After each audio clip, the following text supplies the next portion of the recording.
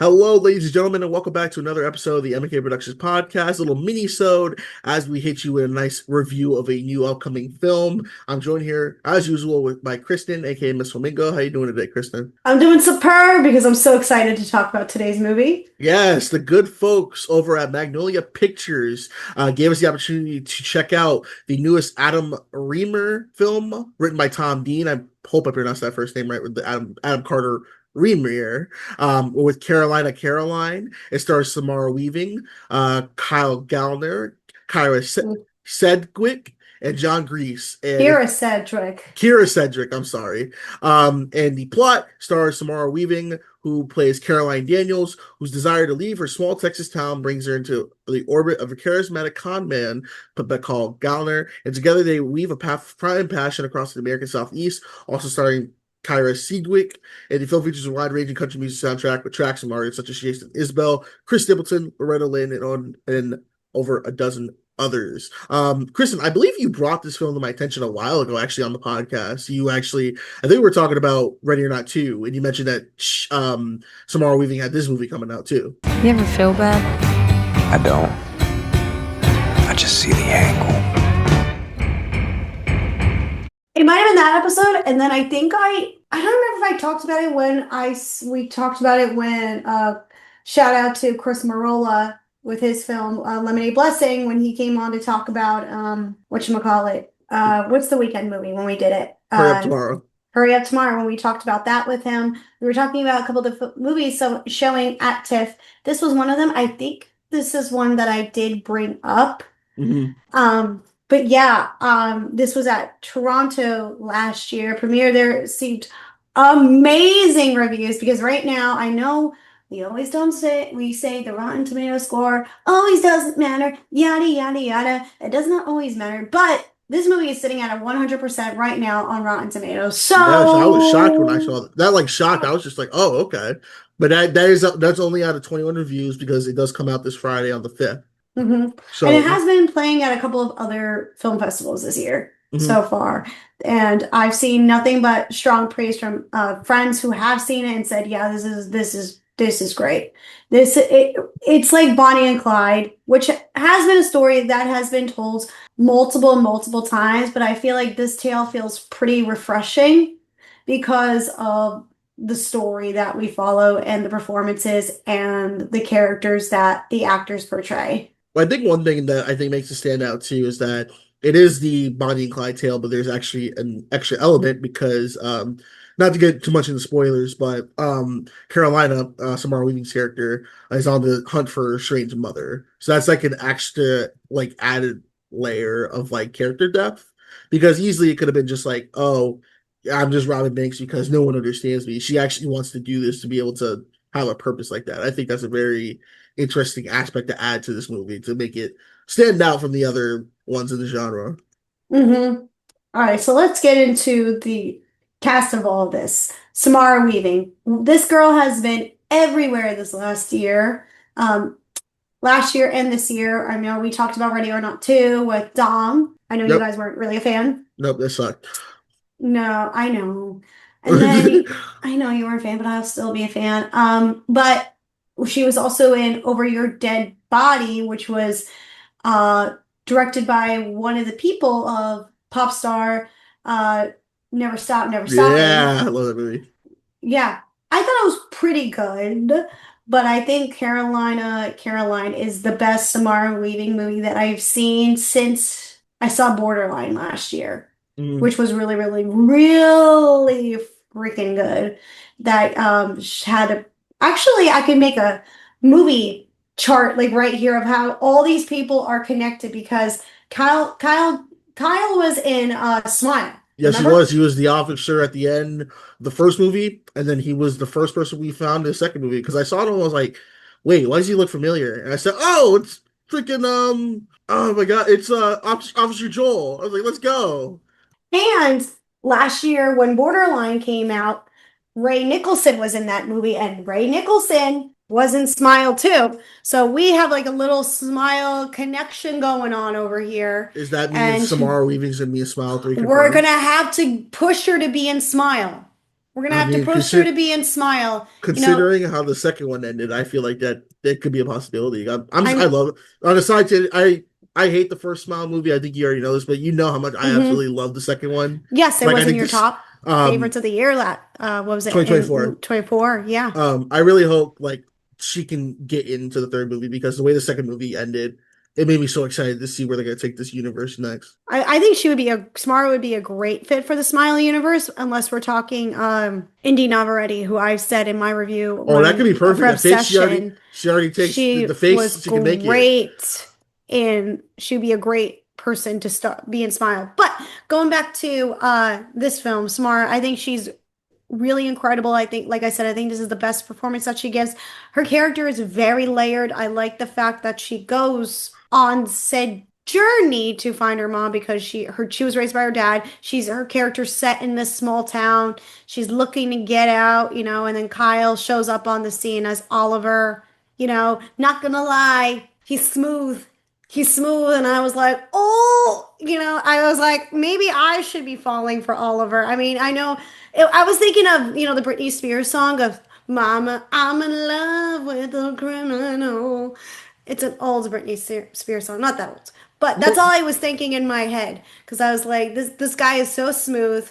He's teaching her, but like he's a naughty boy, a very naughty boy. But my God, is he so smooth? And the way this movie just eventually just escalates to certain scenes, I was literally at the edge of my seat, like going, oh my god, at times. And the robbery scenes that do take place because there's some bank robbing, like traditional Bonnie and Clyde stuff. There is one scene I thought that was really funny, and it's where she robs the bank and she forgets the money. Oh yeah. There is some moments of I don't know whether it's intentional or unintentional humor, and that was one of the scenes that actually had a guy chuckle on me. Yeah, I think there was the comedy was really good here. The crime and thrills of it all were very very good. And Kyle, like I said, is just also great with Samara. And I think this movie wouldn't have worked as well if the two of them weren't in it, or if they were the right pair. I don't know if they did the right screen testing or whatever it was, but this was really really smart casting on this end. And this is also the second time that Kyle has gotten to work with Adam. Have you seen Dinner in America?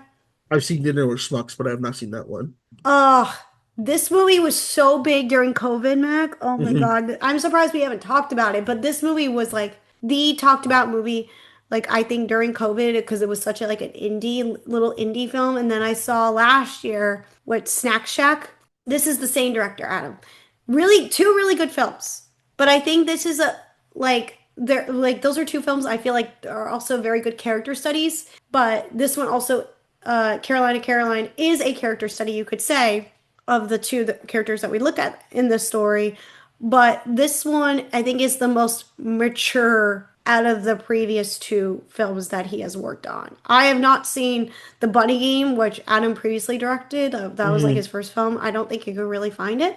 But I have seen the last two films he worked on. They're very, very good. So I was into, now that this was coming out. I was kind of anticipating, and the strong word of mouth. I'm very happy to see that this was also really, really good.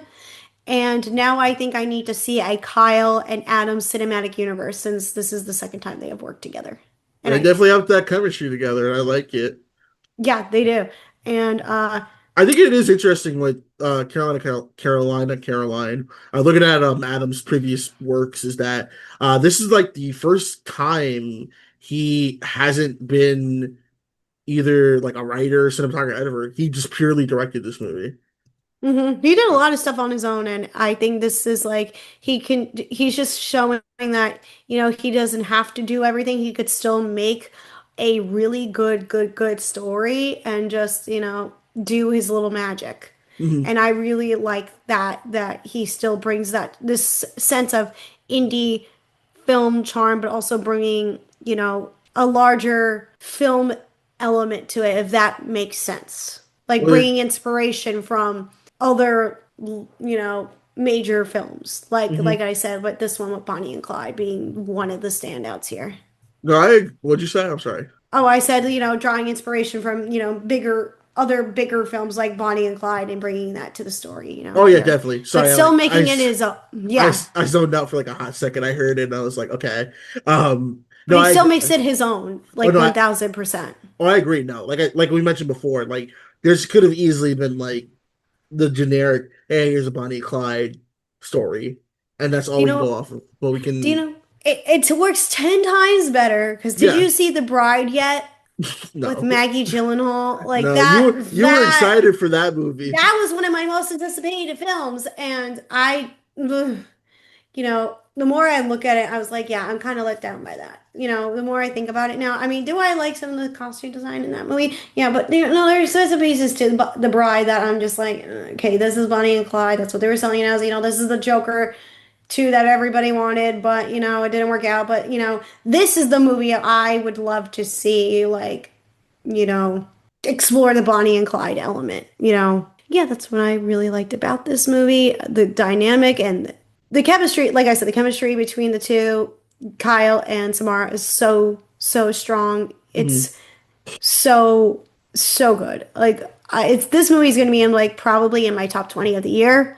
I'm already putting that out there now. I don't know if it's going to be in top 10, but I think it has a very good chance of being in my top 20 of this year. It's definitely a film that's going to probably fall into people's like, oh, this is like one of the underrated gems this year. I Because completely agree with that. this is getting a wide release on Friday, right?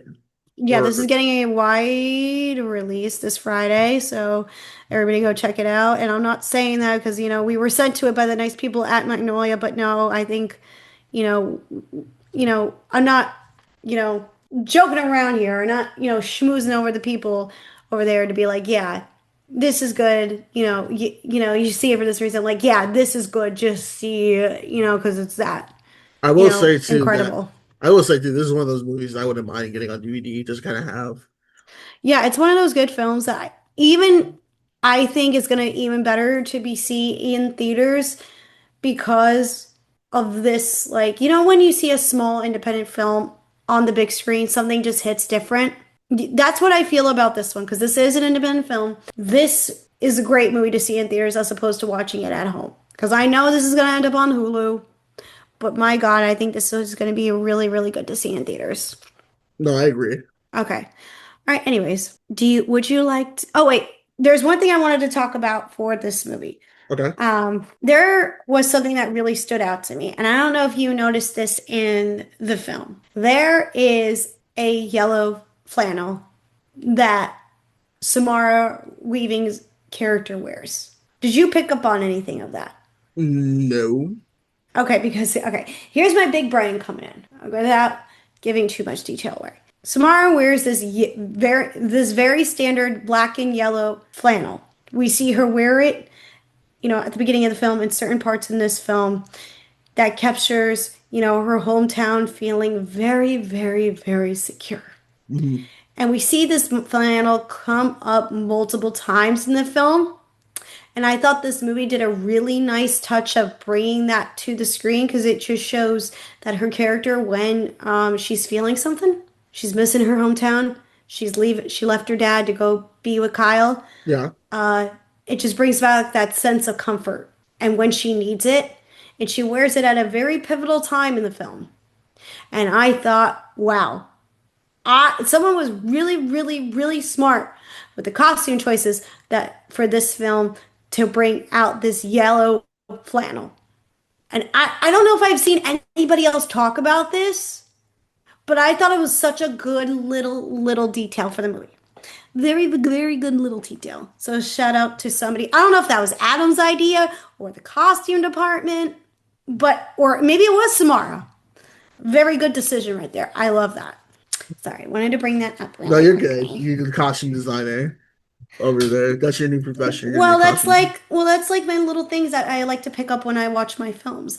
Like I like to, me. I like to analyze stuff. I like to pick things up. That's why I have the degree that I have. I like to, pick up all this stuff. One thing, another thing. I wrote this in my notes. Do you like the song that is played on the jukebox because they have a date? Kyle and Tara do go on a date. We see that happen in the movie. Do you like the song that was used to play on the jukebox? Because this movie has a very, very good country feel to it. Because Well, this you're is talking to set, someone who doesn't really care for yeah, country. So, I yeah, mean, the sure. song was fine for the scene. I didn't really particularly The song does care. play a significant role. Mhm. Jason Isbell, Cover Me Up. I really liked the song. I never really heard of it until like the movie. I was like, I really like this song, and I was looking at the lyrics to it. I thought it was a really good song choice, Yeah. but I really liked that. But then also, which I didn't pick up from watching the trailer when I saw this and then reading about it, this is set during the 90s. Oh, wow. Did you pick up on that? Because I was like, because they were using the payphones, and I was like, saying to myself, wait, this, like the first 10 minutes, I was like, okay, this is set in a small town, late 90s feel to it. We didn't have the cell phones yet. So I thought, that was a really nice touch because imagine if this was like, this could have gone a whole different way if this was set in present time with social media, tracking them down and all the girlies simping over, Mr. Criminal Oliver in the Mhm. story. So I wanted to bring that up too. Let's see. Besides the fact the character of Oliver is charming, I had a lot of notes here in the story, people. Oh my goodness, am I missing anything? And we talked about the music with, oh yeah, Chris Stapleton's song. I mentioned my flannel. Warm Southern comfort feel, you know, teach us how to con, because there's some conning going on, Kyle is the criminal, she's doing all the stuff. Yeah, actually, I definitely an A minus. I definitely would put it in my top, maybe like not top 15, but definitely top 20. Like I said, top 20 of the year because that's what my list usually involves it. So yes, definitely top 20 for me. I really like this. I think this is a good movie that if you want to look at like inspirations, if you're looking to make a Bonnie and Clyde story but still make it your own, this is a good one. But yeah, I'm excited to know whatever Adam does next. I think this was a really good follow-up from his previous films. So yeah, can't wait to see what he does next. But this just continues to show that I think too, Adam's a really, really strong indie filmmaker. So, Agreed. Definitely excited to see his next project. Don't forget, Caroline will be out in theaters this coming Friday, June 5th. Let us know what you think about it when you see it. So go listen to this podcast, go see the movie, come back, and let us know what you think. hmm But really quickly, Mac, before we end up, I do want to talk about one thing. Okay, heard we're not there yet. Okay. Mm, You talked about a certain character leaving the cartoon universe. You started me off on this conversation that a certain sponge Oh, that's fake news, characters. actually. It's not Wait, confirmed. no, it isn't? No, it's not It's, confirmed. I looked it up. oh, you caught me there. Okay, well, you caught me off guard with that one. But anyway, really quickly, I wanted to talk. Did you see Backrooms yet? Because I'm going to No. see it very, very soon. Can we talk a little bit about the box office real quick before we have to Sure, head we off? can. All right, can we talk? What's going on with the box office, Mr. Max? Oh, that was my As we cue. I didn't record. realize that shit. My bad. So Box Office Mojo. As many of you know, Backrooms came out. So we've had two YouTuber made movies that have come out within the last week last couple of weeks. With Obsession and God, I can't talk. With Obsession and the Backrooms. So this past weekend, as we can see with the Backrooms, came in at number one with $81 million world gross at the box office, making back its budget in this first weekend. Obsession also has come in at number two. Uh, Obsession is tracking to make over, drum roll please, $150 million worldwide and $105 million domestically. Dang, that's so good. So the Okay, two so YouTube movies are dominating the box office. They've knocked out. Actually, funny enough, the Backrooms have knocked off Mandalorian and Grogu from number one to number three. yeah, which is crazy because Disney was really banking on Mandalorian Grogu was number one for a week. Okay, long gone. Pedro Pascal, Grogu, they had to go back on the ship and go back into the galaxy because Backrooms and Obsession are still there. Horror is right now. It's going to be a horror movie summer. People are going to show up this year for the horror movies. They're Mhm. going to come. I'm sorry to people in Masters of the Universe. I don't see that movie being number one this weekend, but it's going to be a horror movie summer. We're going to see a lot of like small indie films show up. I think if people are really enjoying the back rooms and they're really enjoying Obsession because of the strong word of mouth, they're going to pull up because, everybody's talking about them and they're good. They're very, very good. So, But there but you go. Go see Caroline and Caroline, and then after that, go see either Backrooms or Obsession, or see all three. Make it like a little triple feature. triple You got to feature. use your AMC plus, 4 movies a week. You got to use that. You can But do that for all this. we want to thank Magnolia Pictures for sending us an early screening. Make sure you check the movie out in theaters on Friday. And then thank you so much for tuning into this episode. Make sure you follow us on our Instagram and drop a subscription on YouTube. Also, check out our latest episode as we talked about Ice Cream Man. Ice Cream Man, the original one with Ryan, aka Project Slay. And make sure you drop a subscription to our Patreon. Every dollar helps keep support us going. But until the next episode, I've been Mac. This has been Kristen, and we'll see you all next time. Peace. Bye. We got a special episode next time. Bye, guys.